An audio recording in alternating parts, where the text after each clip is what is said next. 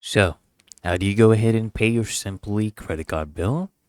This is from the official Q&A, right? You just need to do this from either online banking or their mobile app.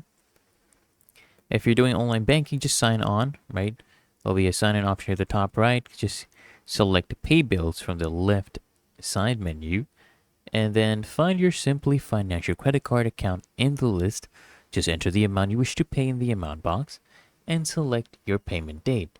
Okay, the default one would be the present day. You can select whatever payment day you want and then just click on continue. Then go ahead with the payment process. And if you're using their mobile app, just sign on to the app, select bill payments from the hamburger menu, basically the three horizontal lines, then just select pay a bill. Okay, enter the amount you wish to pay, and then just select your Simply Financial credit card from the drop down menu. And if you want, you can go ahead and change any of the remaining details if necessary, and then go ahead and select next and proceed with the payment. Really that easy and simple.